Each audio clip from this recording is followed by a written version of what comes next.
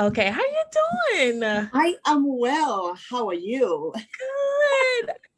You have no idea how long this moment, like we've been preparing for this moment, right?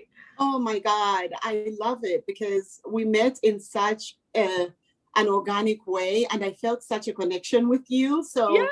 it is so awesome to be here and have a conversation, a Yeah. continuation of what we've talked about before. Yes, yes. I want to just put a pause right here and say welcome to you.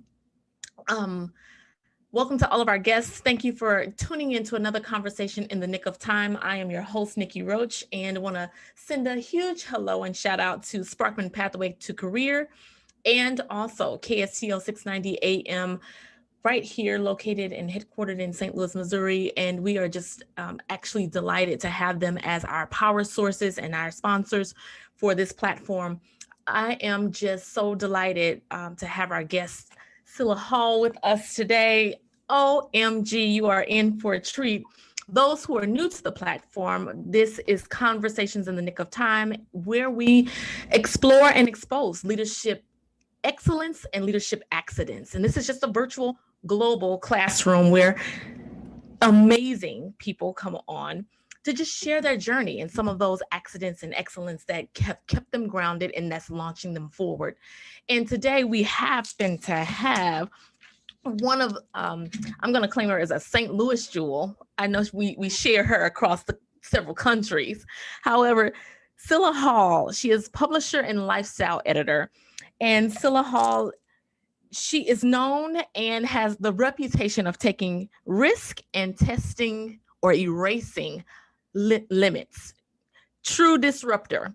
And she is the force behind the luxury publication Gazelle Magazine and the new STLCountyNews.com. She has an innate passion for writing and journalism and a desire to empower others. And before moving to the US at the age of 19, with nothing but a suitcase and $136. She was the first runner-up in the Miss Universe Zambia Pageant. And prior to launching Gazelle Media, she was a news producer at KSDK TV, which we have something in common there, the St. Louis NBC affiliate. She has owned her own PR firm, Xanadu. Did I say Yeah. that right? Yes, Okay, Xanadu. Xanadu. And then she is the host of her own podcast, Just Celia, My Imperfectly Imperfect Immigrant Life, which is very raw, transparent, and just full of nuggets of wisdom. I could go on and on and on. She's a graduate. She was a cum laude at the top of her class. And I could go on and on, but I want to stop there and just say welcome and thank you for making time for us for today. Oh my God, it is my pleasure. Thank you for having me. If I was going to be anywhere, it's with you. No, no, You are amazing. no, you are amazing. All the stuff that you're doing. When I talk about leadership excellence and accidents, I mean, if anyone paged through your website or your podcast, truly you share so transparently your journey. And where does that come from? Like, I mean, the willingness that you have, and while a lot of us may lean back from being so vulnerable, I mean, you just you come with no boots, no nothing, no gear, you just show up in it. You know, I made a decision. It was probably around the time I was becoming an entrepreneur. And, you know, I have to tell you, when I worked in the news business or even anything else before that, I wanted to conform to what I thought people wanted me to be. So I tended to be more formal. I tended to hold back my feelings, which I think stood in the way of my own advancement. Until I got to a point where I felt like I wasn't reaching my fullest potential in those spaces. Okay. And at some point I realized, you know, if I'm going to grow a business, I really have to be myself. I'm not a person who wants to wear pantsuits. I want to wear dresses. I want to wear swimsuits in Miami. I want to sit across from really powerful people and be all those things because that's who I feel that I am on the inside. Uh-huh. Just multidimensional. So being able to authentically tap into who I really am. It's been a process. Okay. And so you have, I mean, you say it's a process, but I'm telling you Yes. from the outside looking in, it's like you will navigate a room and like you float through a room when you show up. Oh my And, it, God. and it's so it's beautiful. It's beautiful. So that level of confidence, how do you nurture that though? Because you're always taking a risk. You're like we're hearing and all that you're doing, you're still always developing new. You're always having to be ahead of the curve. Right. I think I naturally, we all have our God-given talents, Okay. and mine is creativity. I have to work harder with everything else, including how to work a room. It's one of those things that I realize, and you hear this when you talk about networking events. You walk into a room, every single person there probably feels a little uncomfortable about being there. They're trying to find somebody they can connect with. So I always walk into a room feeling like, okay, so everybody here, they feel the way I do, which is just a little bit uncomfortable about being there, especially when you're in a room where you have to pull up the chair yourself, you pull up your own seat. Well, you do pull up the seat to be in the room, and then what are you going to do when you're there? So I'm always affirming, excuse me, it's so cold out here. I'm always affirming to myself that I belong in the room. And that makes me just overcome my fear, because I am in rooms that sometimes I wonder how I ended up there. And it's just a complex that,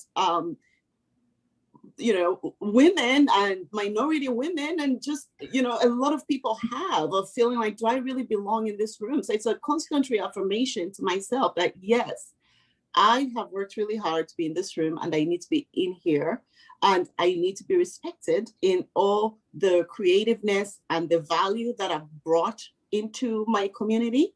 And I'm going to hold my head up. And that's just how I walk into a room. Sometimes you have to give yourself a pep talk before you walk into certain rooms. Like, yeah, girl, Sometimes, you're supposed to be in that room. Sometimes. But what's so interesting though is that, again, outside looking in, it's like you've been at this. You have been, I mean, setting the pathway for generations to come, but also those of us who are walking beside you or behind you, to where it's like you are carving it out, and you still have those pep talks, huh? I do, yes. And, I just have a way of gravitating towards like-minded people when I do get into that room. You get an energy. Some people are approachable. I remember when I first met you, by sheer coincidence, and then we stood in a room and talked for an hour. Our very first meeting, never met. So I really feel like my growth has been a process of connecting with the right energy that fit my spirit. People who understand me, because you can be misjudged for being vulnerable and putting yourself out there. There's a way that people can create perceptions of who you are, and really focus on that one part of you, when we all know that we are so many different dimensions, right, and always in a process of growth.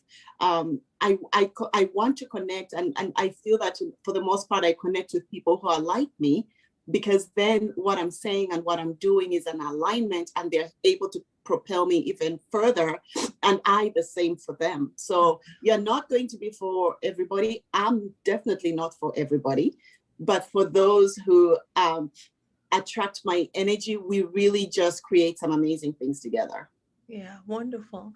Now, the platform is about leadership excellence and accidents. And when we think about this accidents, having found yourself in this space now, I mean, you've got the media company, you have the PR, which to me is still in existence and very, very, very present and very much a tool in all the stuff that you do.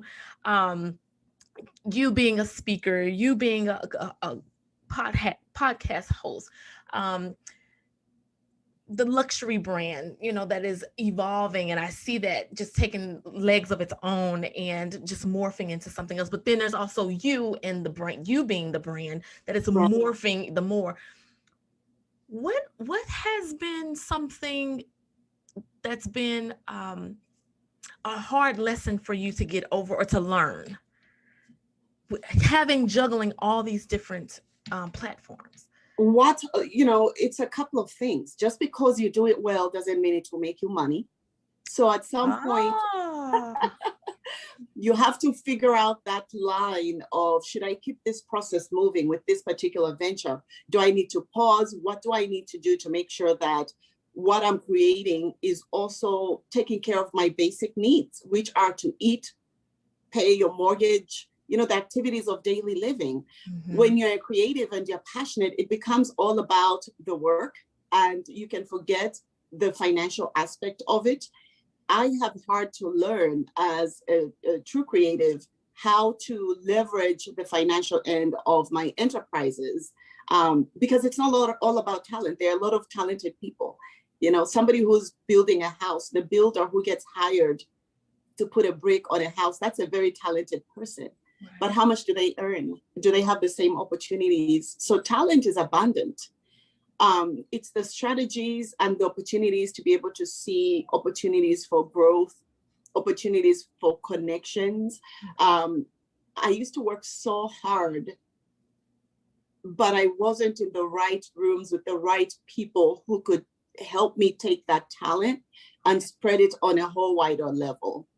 Okay. So, you can work 12, 15 hours a day, but if you're working and the wrong people are seeing your work, you're not going to get anywhere far. So it's a matter of strategy. I know that the talent is there. Where do I find the opportunity? How do I close that gap? They always say preparation. I think it was Oprah who said preparation meets opportunity. You have to be ready for that moment. Yeah. Well, I've done a lot of prep work. It took a longer time to understand that opportunity means that I have to put myself in places I may not necessarily be comfortable. Okay. I find myself being the only, and I know this is a global platform, and I'll tell you that this is a new thing that I've experienced as a Zambian immigrant, to be able to learn that my skin color in other parts of the world is a hindrance. So my talent can get overshadowed by those kinds of challenges. Luckily for me, I think I have, I've been blessed to be able to walk in a room and be the only Black person. And most times I'm the only Black person in a room, and still be able to navigate, because I always remind myself about the global mindset that was created really by my father. When I was younger, we traveled, we experienced, we lived in different countries. And that was before our life TWA'd, so to speak, where my father was an executive in the airline one day and the next day he had nothing. Okay. But I had that foundation of seeing what was possible. I was able to see past my immediate situation to know that I know where I've been before, even if it was part of my childhood. I know that place of culture, success, the arts, philanthropy, opportunity. It's there. I just have to put myself there now. And sometimes it's just not knowing how far you can possibly go that hinders you. So I just always find those rooms, and I've been blessed to have people of all cultures, all colors, advocate for me, be my champions. And as I'm getting older, I am learning to be a champion for those who are coming behind me as well. So you can't get anywhere alone. Even just the boost of confidence, sometimes there's that one person who reminds you of your worth, just lights your fire enough to get you over your immediate insecurity. Yeah. Now, you mentioned the truth of having opportunities that present themselves, but however you can land in the room, however you're the only one in the room. Right. And you mentioned skin color, but I'm sure it's also gender at times. How do you navigate that? You're literally a double minority. You're a woman, and then you're a person of color. And I've learned some of my biggest blessings in my life have come from the most unexpected people. Okay. So what I've learned to do is not judge when I walk into a room. I'm not going to judge who those people are, what they believe in, because then it becomes a block for me to be able to make a connection with them. Okay. And so I walk in and I just think, okay, that person is like me. And maybe they too are looking for a connection. I'm not going to let what I perceive might be a block, which is my color, get in the way. Because sometimes it's you who has the boundary that, the wall that doesn't allow people to come in. That is really true. Yeah. So if I do my part and let my wall down to be able to make that relationship connection, I end up having these amazing conversations that turn into an invitation to something, or, you get to be your authentic self. So it's been a lot of that. Just put my wall down and stand. I won't let anybody disrespect me. If I've walked into rooms and somebody's like, how you all doing? Yeah, I just heard you speaking proper English. Why did you feel like you had to say that, use that language with me because you're saying hi to me because I'm standing with another Black person? So in many of those places, which I do most of the time, I get into my formalness, which is, hello, very nice to meet you. I hope you're well. And I just changed my, let's talk to me the way you would talk to a counterpart in any room. Yeah. So you're talking to me based on feeling uncomfortable. My apologies. Oh God. Are we still there? But yeah, it's just constantly demanding respect, but respectfully. So, it's just understanding who you are as a person. It has been a long journey, understanding who I am as a human being outside of the experiences that have been created based on family situations, race issues, maybe being bullied, all these other things that stood in the way of me really understanding who I really am. Who am I outside of the childhood that was created for me? Outside of those experiences, who am I really? Yes. So once I kind of took the time to know who I really am, I am really comfortable in it. But it took a long time to get here, a lot of self-doubt. And so I think what you're seeing is somebody who, in spite of any success, really understands who she is as a person. Yeah. And that is so interesting because who are you? Because right. you've come from another country. You landed here, and I can't fill in your blank, but it's like, why, how did you end up in St. Louis? Yeah. So I would say that a lot of my life experiences have been serendipity. Okay. When everything was happening with my father and just our circumstances changing financially and going through a struggle that was unexpected, I always knew that I wanted to be somebody. Okay. And so I've always known that. And, I knew that I was going to be somebody. I didn't know what yet. I'm not even sure that somebody has fully been actualized, but you just know inside of you. So, an example is when I competed in the Miss Zambia Universe pageant. I was at home in Zambia, and a friend of mine dropped by and said, they are auditioning for Miss Zambia, and I think you should go. And I'm thinking, I'd never modeled. It wasn't my thing. I was the awkward high schooler, taller than everybody. Just unsure of what, it just wasn't anything I would do. But this person saw something in me and literally dragged me. You're going to audition. I went and auditioned on the fly.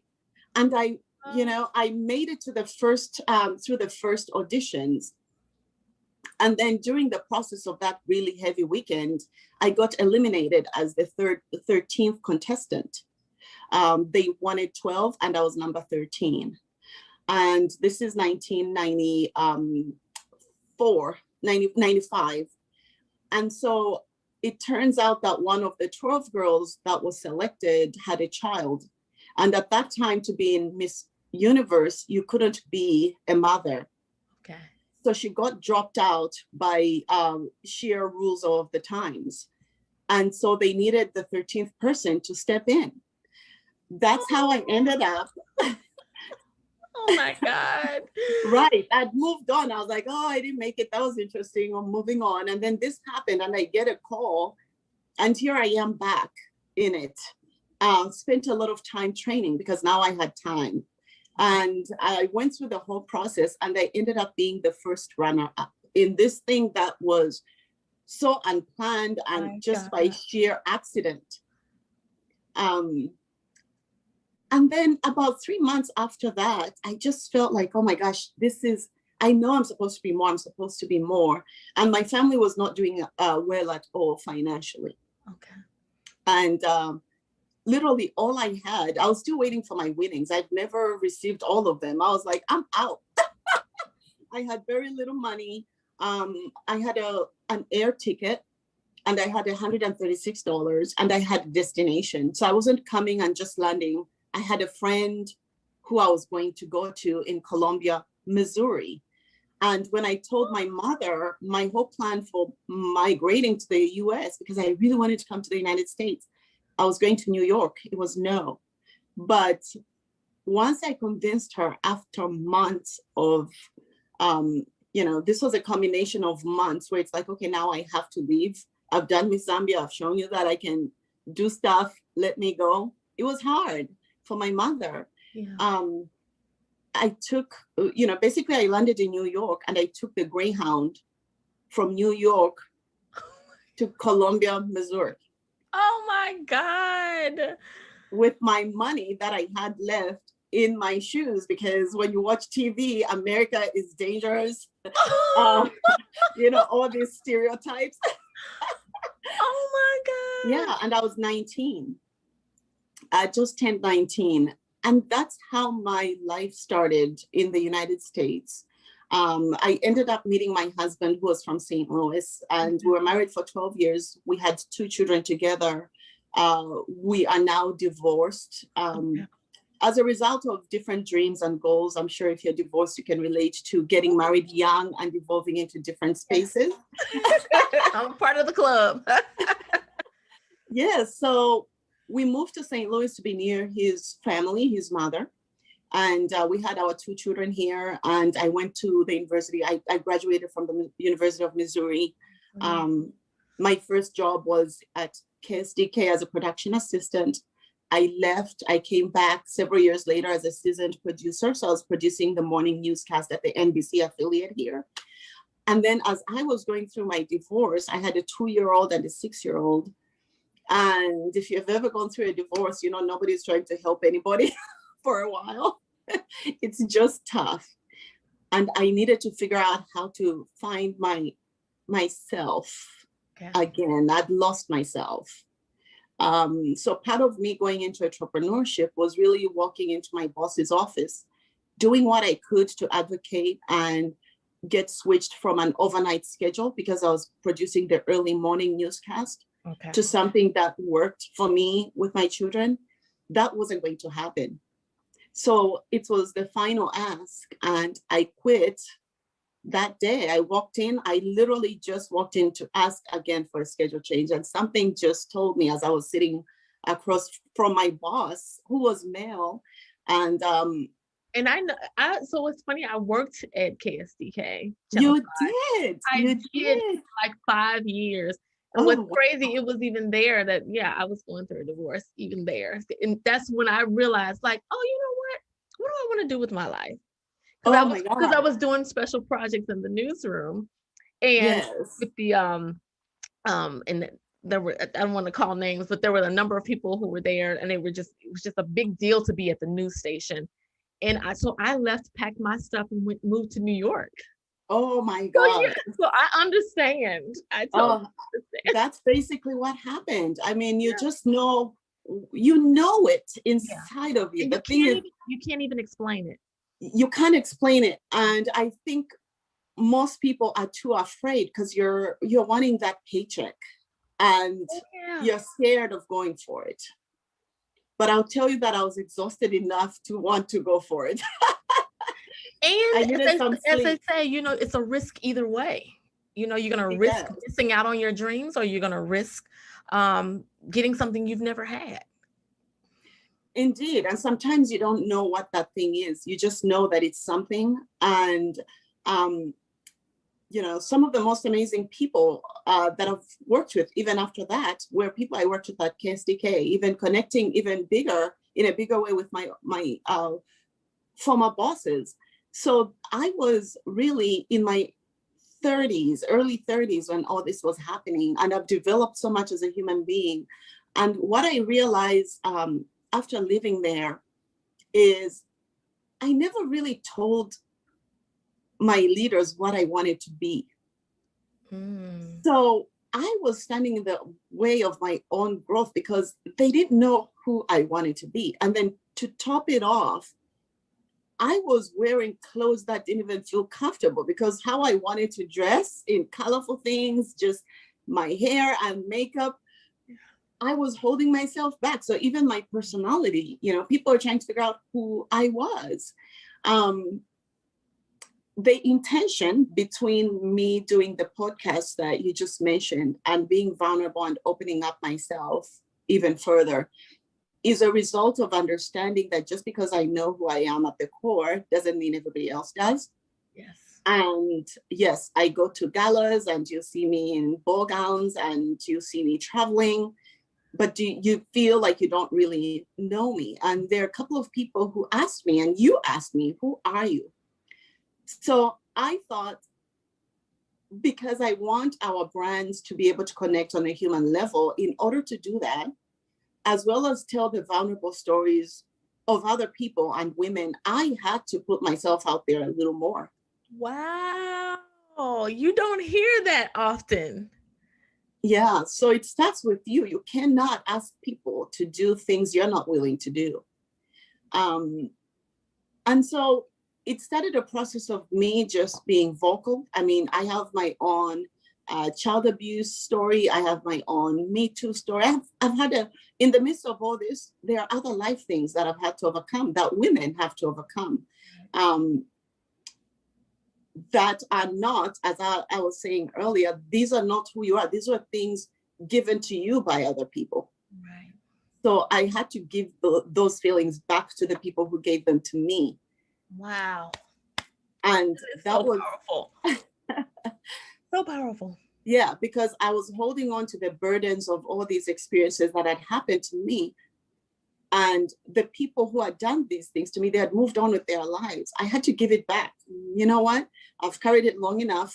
I am now giving this burden of being violated as a child back to you, the violator. It wasn't my fault. You violated me. So here's the burden. And that burden, the way I did that was a partnership I actually had with a university here. We did a film at Webster University. It was a Me Too story. Yes. It was part of me giving back that burden of guilt that other people had put on my shoulders. Okay. And it led to me closing up as a person. Because, I psychologically, as a child, you realize I'm closing up because if I'm myself, this is what it attracts. And I don't want those things. Okay. So all this is a journey. And the reason I'm sharing this is it's all your growth towards being a leader and being your true self. Yeah. I believe in Super Soul Sunday. I watch Iyanla, I watch Oprah, I watch all those interviews in my self-actualization. I watched Brené Brown's feature on vulnerability. Yeah. And that was also part of my process. So you can't really be a great leader carrying all that baggage. I mean, you're going to react to people strongly and they don't even understand why. It has nothing to do with them. It's your pain that you're carrying around and you're taking into your leadership. And you're reacting to things. If a male talks to you a certain way in leadership, you have such a viral, a visceral reaction. And maybe the person is just wanting to get, in a business sense. But because you have that burden that you've been carrying all these years, you have your guard. What does he want? You just close down. So all that has to go away. and forgive yourself. It was nothing to do with you for carrying all that with you, so that you can be the leader that you want to be and grow in business and all these other aspects that are so exciting that are waiting for you once you're ready for it. That's basically what happened in my life. You just shared so many nuggets regarding life, and how powerful is that, to understand things have happened, but it's not who we are. There are also things that have happened to us, but not who we are. And we have to understand we can give it back. Absolutely. Oh my God, that is wow. Absolutely wow. Because do you know how I understand? You're right. And I always say this saying all the time as leaders, and leaders, we use that loosely defined because we are all called to lead, and we can lead from where we are. It's not about a title, but you can't give what you don't have. And we have a lot of people who are trying to lead, even in a titled position, who have not taken the time to do this strategy. And I love how you've taken us all the way back and given us this full wraparound journey to where it's like, okay, here it is. Yes, I ended up in a space, but I realized I needed to get out of the space. Right. And then I did the work. There's work to this. And you've shared, just a nutshell of some of that work that you had to make the decision that, okay, yes. No. I didn't like how I felt. Okay. I wanted to be fully happy. That's one thing I can control. How am I going to do that? And that's not to say I still don't have challenges. Right. I have a 20-year-old and a 16-year-old, and your children are great reminders and humble you really quickly when you think you're great. So all these things happened. I still have all these life things. Family issues we have to work out. Business issues that we have to navigate, like now during COVID. All those things are there. Yeah. But I can do them comfortably because I also believe that what is meant for me will be. And I have really been open to pivoting, even if temporarily, and this is something that I'm seeing during COVID with so many businesses, including mine, where you're trying to force, the world is shut down. Yes, we are finally now at a point where we are beginning to function. Yes. But a lot of our businesses, including mine, depend on most businesses operating at capacity. So no matter how much work you put into, sometimes there's just that one thing that is out of your control. Yes. So what are you going to do in that space? So we're going through a place of just understanding that sometimes you don't have to run. We are literally cruising through COVID. Let's not go out of business, but let's not act like we are going to grow during this process, because our business in particular depends on everybody else being open. Yeah. So let's not be overly ambitious and watch our finances more carefully and survive COVID. Then start pushing really hard, because people are not paying for advertising. They want to feed their employees, or they have PPP loans, or whatever the case may be. This is just not a robust time for most businesses. And being comfortable in that, and getting to a place of, this is a no growth space. This is a let's pause, let's evaluate, let's figure out how we can support those through our journalism. Okay. Those businesses, those people, let's tell their stories. This is an opportunity to tell other people's stories. Just reinvent and take a pause. So it feels like we're in a place of, because as a creative, you just want to run and create and talk to people and go to events. I mean, I was at an event every few days. nothing's been happening. For So, almost yeah, for a year. For a year. for a year. For a while we were like, oh, it's just a couple weeks, oh, a couple months. We'll be back at it. Okay, this summer. And then it's like now it's like, oh my God, it's been a year. And I think I love how you're, talking and sharing like the power of the pivot. That's another, another language or saying that we use on this platform quite often. And understanding that there are times when you have to know that, but as a leader, you have to know when to lean into that and sometimes when to lean away. What would you say has been the biggest lesson you've learned outside of understanding this is not the time necessarily for growth, but it is time to sustain? But what has been one of the biggest lessons during this time for your I company? think one of the biggest lessons, and it came early in the year when we had to make a decision to pause our print publication. Okay. And, you're dealing with a time when our main source of distribution are grocery stores. Mm-hmm. And we're at a time when people are saying, don't touch each other, don't even be 6 feet near each other. And we produce a product that people are touching many times as they are walking out of the store. That's one thing. And number two, you're also dealing with Instacart. The world is changing, it's evolving. Yeah. So if I decide as a business, because it's thousands of dollars to print every publication, and a lot of our pages are also society events, galas, we cover the biggest galas, all of that is on a pause. Am I going to print a magazine just for my ego? What am I going to put in it? And so you have to get beyond what are people going to think if I make this business decision? And at the end of the day, I just thought, I'm the one who pays these bills.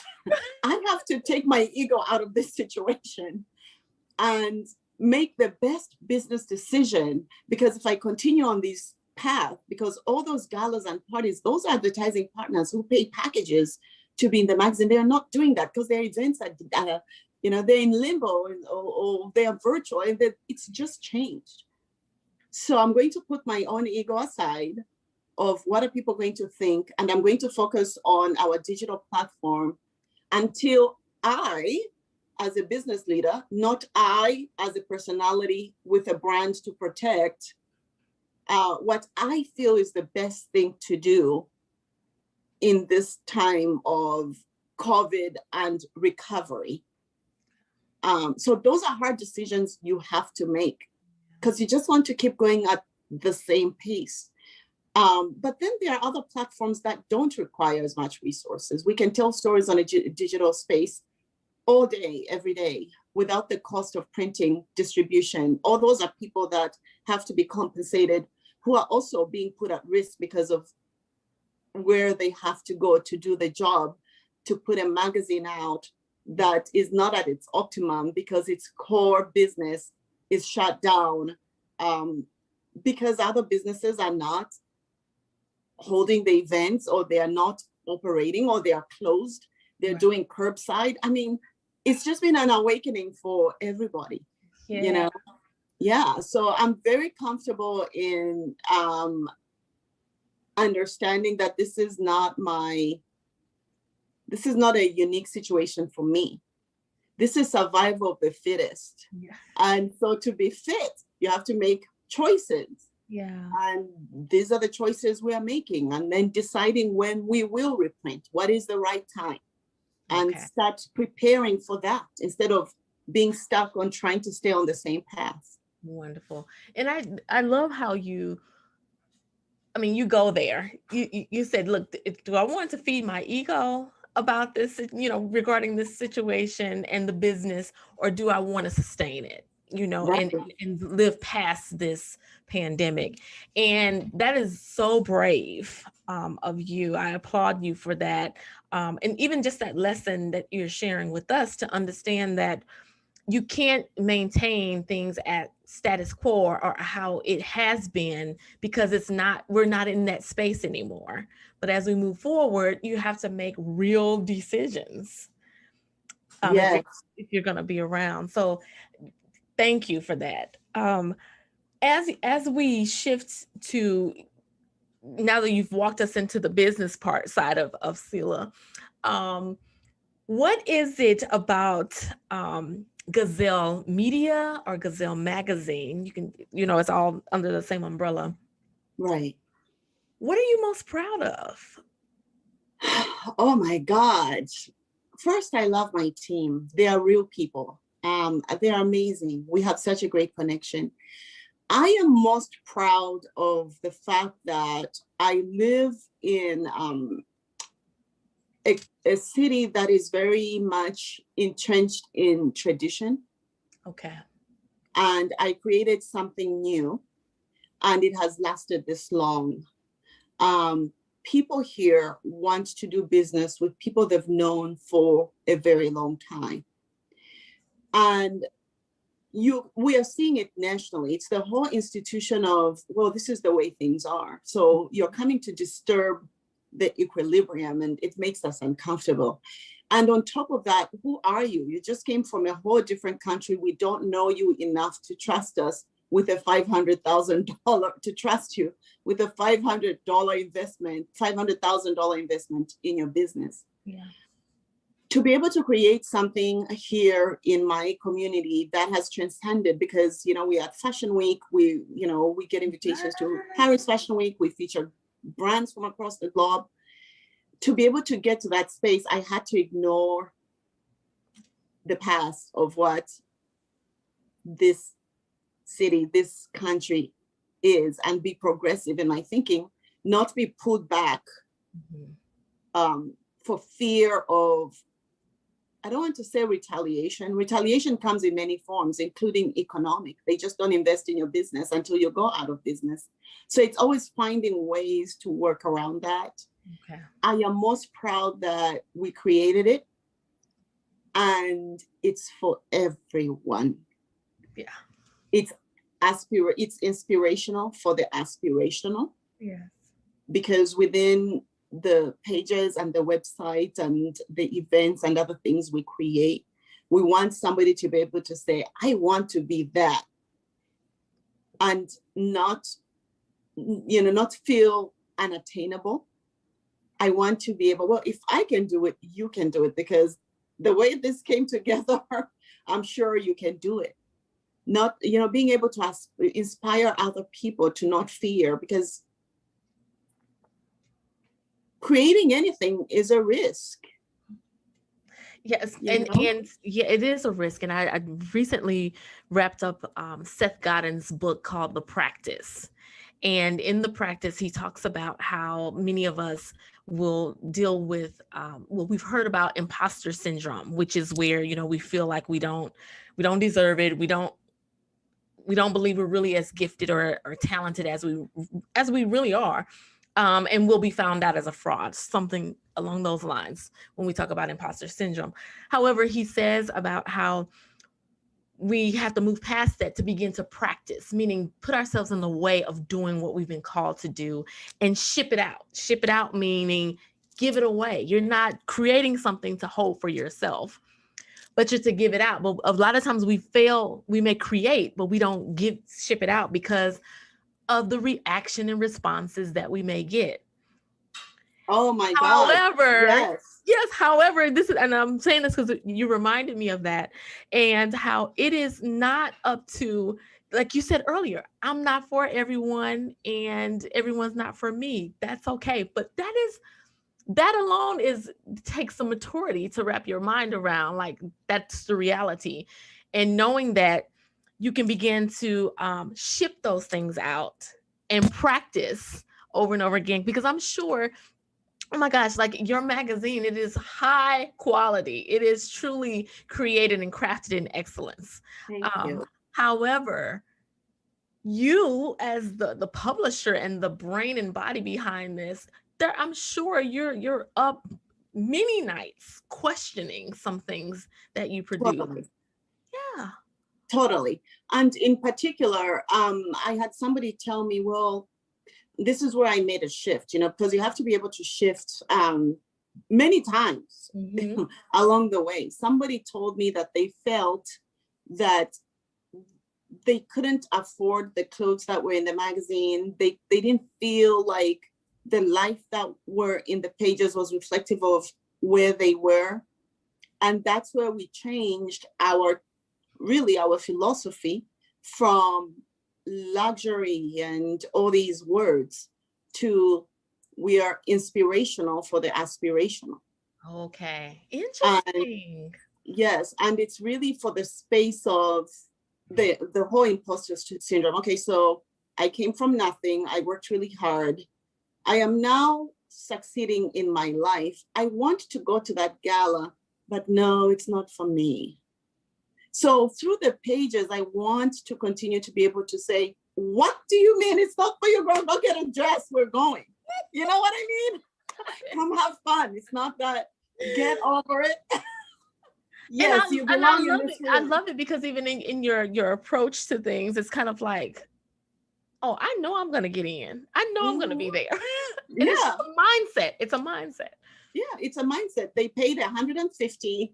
You worked all this time. You're now a mid-level or high-level executive. You can afford $150 too. So the only thing standing between you and going is mental, because everybody's getting the same $150 ticket. Get your dress, go have some fun, be in a space where you may be the only one. You deserve to be there because you purchased your ticket to support that organization. You care about it enough to, you getting that ticket supports maybe a young mother, supports, think about where the money is going, then get over your fear. Were you a recipient of help along the way? For example, the Women's Foundation here in our area, they help women who are going through economic hardships. That was you. When you got help, where did you think the money was coming from? It came from these galas. So it's your turn. Get over your fear. Yes, you do belong, and pay it forward. Exactly. Yeah. If you have to give yourself those kinds of talks to make it make sense, because it's only in those rooms that you will get your next job, where you will get your bigger success. And for some, success is money. For me, it's not. For me, success is self-actualization. I want to feel like I'm doing the very best that I can, and I'm leaving this earth having done all that I could do to use my time, my life, purposefully. So whatever that success is, you're only going to elevate to that if you get over it and put yourself in new spaces. Right. Why success in St. Louis, though? Why haven't you left? That is the big question. You are literally in. I messaged my best friend this morning, and I'm like, why am I still here? I was just curious. There's a saying that home is where the heart is. Mm-hmm. And it has crossed my mind very much that I could move to LA, New York. I could move anywhere in the world. I don't think it's my time yet, because right now in this process, my time is to make sure my 16-year-old becomes an adult and flies as well. Yes. One of my children is in college and I have a 16-year-old. As a single parent, I've been on such the career trail that you end up neglecting your children without even realizing it. Okay. So your kids end up dealing with the brand, not the mom.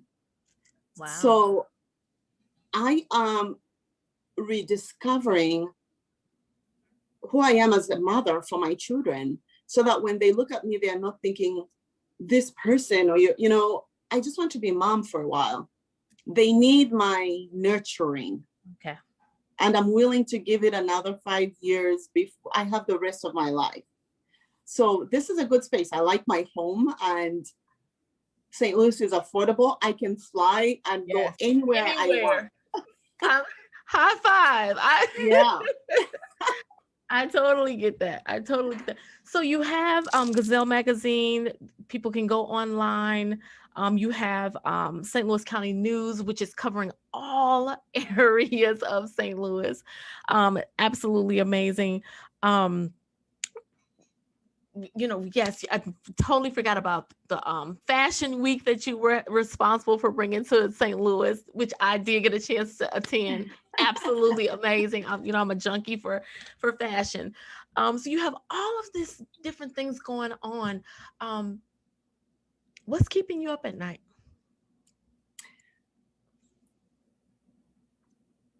to be in love again.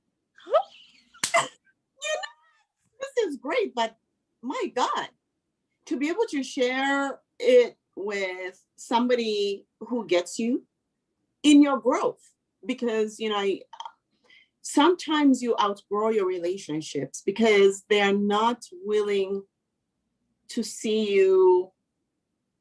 It's uncomfortable. It's with friends as well, where you get to a certain level and it starts being uncomfortable.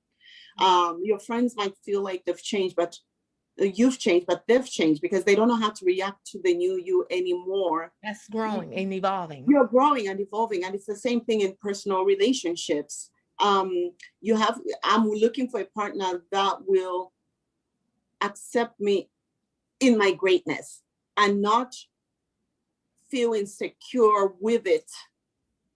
Because maybe when I met that person, that level of growth was comfortable for them, but I'm here. I'm a human being. I keep growing. So I am just putting it out there into the universe to meet somebody who can handle the greatness that will be coming. Exactly. Oh, I love it. I was not expecting that, but I love it. This is what I mean by, like, you are just, Cillah this is what you see is what you get, right? It is, yes.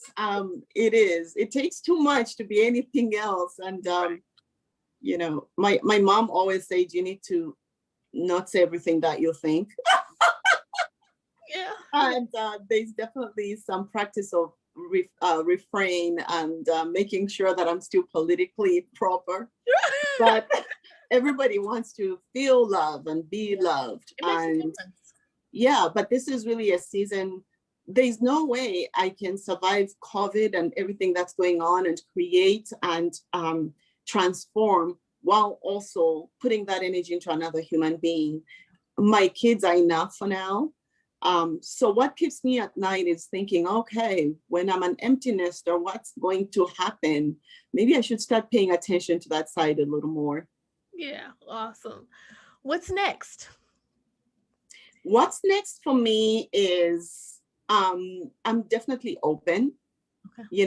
Like I've said, we're going through quite a bit of pivots with Gazelle. It's a stronghold. The thing that connects everything, it sounds very much like we have a lot of different things going on, but what connects everything is it's all media.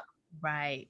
So it's all under the Gazelle media brand. And you will notice even Vogue, Glamour, all those publications, they are now holding live podcasts, live events.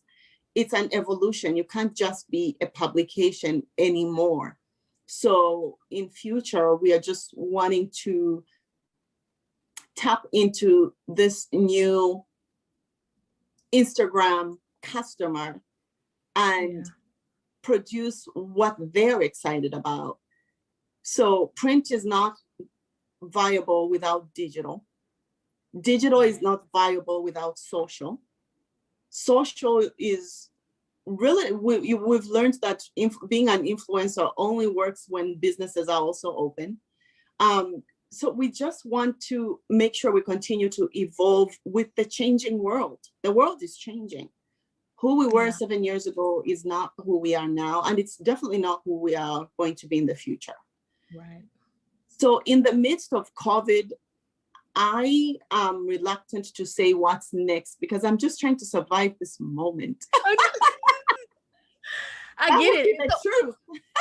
And I totally get it. And in that vein, we wrap up our time together, allowing our guests to have words of encouragement, words of inspiration, or a lesson learned in the nick of time, something to help somebody like right when they needed to hear that.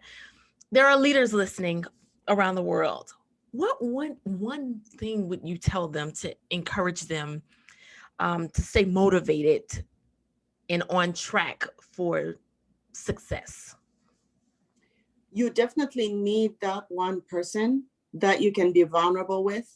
Okay. We carry so much inside that we may not see a solution to a problem because we fear that if we say to you, then we are saying we don't know how to do it. So asking for help is a sign of strength. It's not a sign of weakness. Wow. To be able to say, you know what, I'm struggling personally as a leader. I need help to snap out of all these feelings I'm having, and saying it to the right person. You know who the right people are in your life. And also in business, being able to tap into a mentor and say, I am struggling with overcoming this. Just ask for help. It's not an ego crash. They won't judge you. And if they do, it really doesn't matter. Do what you have to do to get the help you need to continue going. No man is an island. And so I asked for help. And I do say, I'm not having a good day. I'm feeling weak. I'm judging myself as a leader. I don't know if I can do this anymore.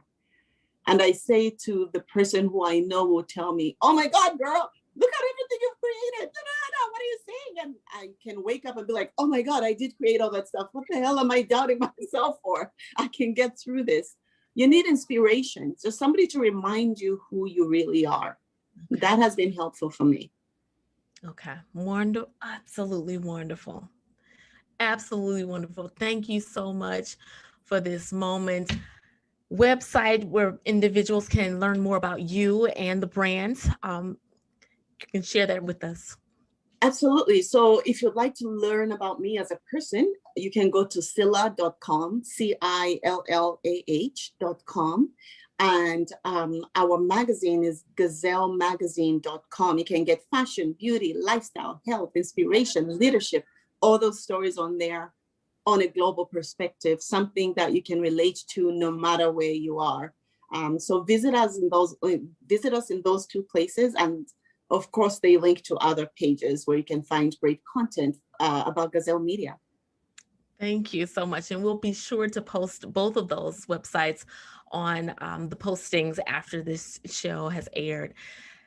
Cillah, thank you so much for making time. And I am just in awe of your greatness. I am terribly, in the greatest way, motivated to move forward just by hearing your story.